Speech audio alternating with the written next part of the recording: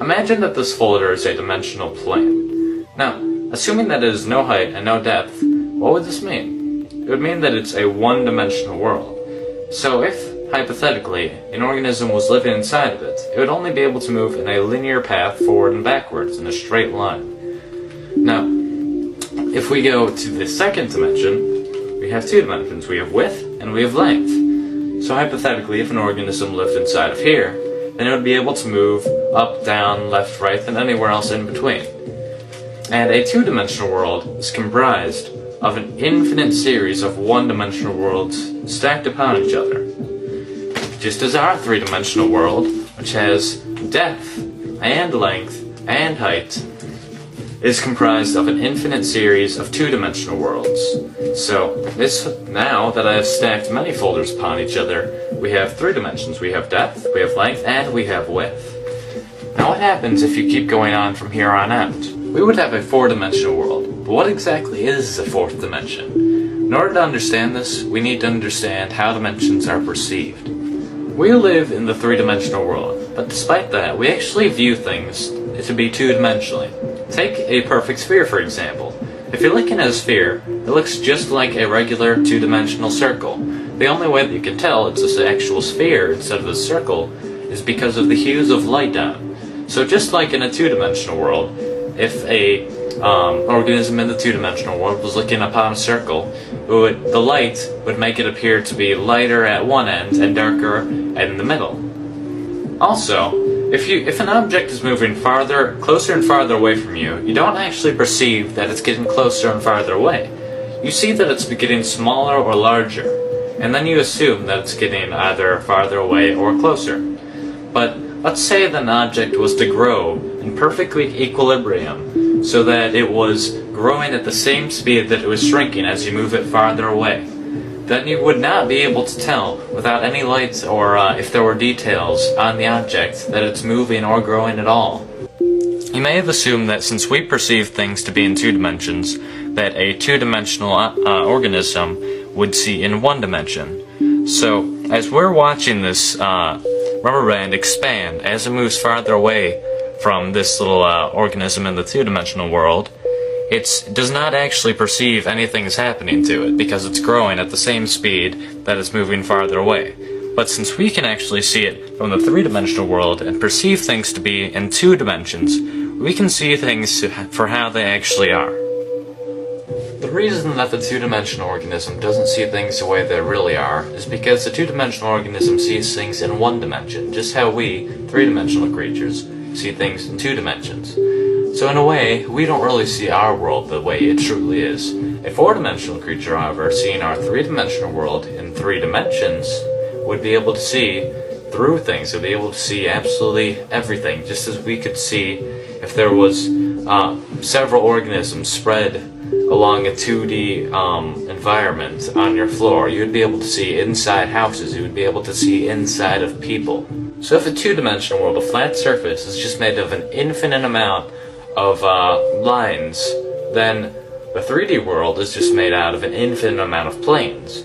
So the 4D world, logically, is made out of an infinite amount of 3D objects, though they're not just put together like you would like building blocks. That's not how the 4D world is. That would just be 3D again. So in order to understand this, we need to understand the logical progression of mathematics in our world. Imagine that this connects piece represents the first dimension. It's simply a straight line, which is basically what the first dimension looks like. And if you add 3 more of these straight lines and connect them so that adjacent sides are perpendicular and opposite sides are parallel, then you have the basic shape of the second dimension. You have a square. Now if you keep going from here, and you add it so that there's a total of 4 squares, and all adjacent sides are perpendicular, and all opposite sides are parallel, then you end up with, obviously, a cube.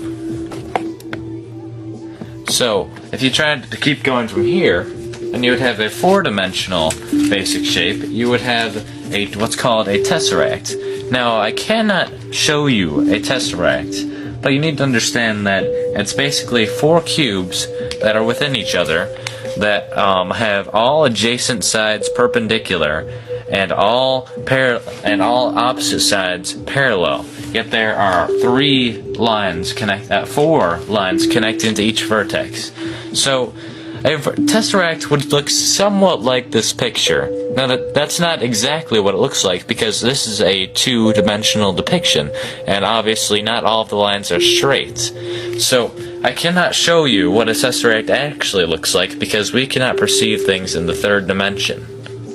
You cannot even imagine what a tesseract looks like. You cannot in your mind picture the 4th dimension or a 4th dimensional shape. And you can keep going on from the 4th dimension even. You can go to the 5th dimension, the 6th dimension, the 71st dimension. It doesn't matter. Theoretically, there are an infinite amount of spatial dimensions. A common misconception of the 4th dimension is that the 4th dimension is time. Now, while some argue that by going forward and backwards in time, if you move forward the same distance and backwards the same, then you would end up in the same place you started, just like in the 4th dimension. And while that may seem logical, if you think about it, it really doesn't make sense. If you imply that the 4th dimension is actually time, well, first of all, time is not spatial. There's a difference between space and time, quite obviously. And assuming that all dimensions are according to a pattern, then that doesn't really make sense either, because saying the 4th dimension is time, every dimension has time in it. So that would mean that the 4th dimension is special in some way, which doesn't really make any sense. Another reason this doesn't make sense is that we very, very, very slightly travel through time whenever we move due to the distance that light takes to get to our body. Now, if a group of astronauts were to get in a spaceship and they were to go very, very, very close to the speed of light, then they went around in this impossible, nearly the speed of light spaceship for a few months, and then afterwards they returned to Earth. They would find that Earth had actually progressed a few years, so they had moved forward in time by moving that quickly. Another interesting concept involving the 4th dimension is that many physicists and even mathematicians may say that the dimensions are very, very slightly curved, because if you really think about it, nothing can be truly, absolutely infinite.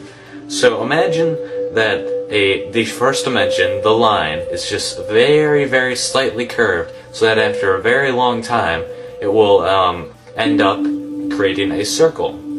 So, as suggested by many physicists, if you keep going in the same direction, then you will end up where you started after a very, very long amount of time, obviously. And the same thing would happen to the 2nd dimension. If it's just a square, and then you extend it very, very slightly in a curve, and it will eventually make a sphere. And the same thing happens in our dimension, except it will form a very, very slightly curved 3rd dimension, which will form a 4-dimensional universe, basically. So what this kind of means is that our 3-dimensional world is within a 4-dimensional world, and the 4-dimensional world is within a 5th-dimensional world, and so on. Now, I did say that nothing can be truly infinite, but if this is true, and a dimension is really within another dimension, within another dimension, within another dimension, then I'm implying that there's an infinite amount of dimensions, which is the only problem I really have with this theory. I'm not sure if it ever stops, or if infinity is really even possible. We don't know that. Thanks for watching my video, and I hope this gave you a better idea of what the 4th dimension is.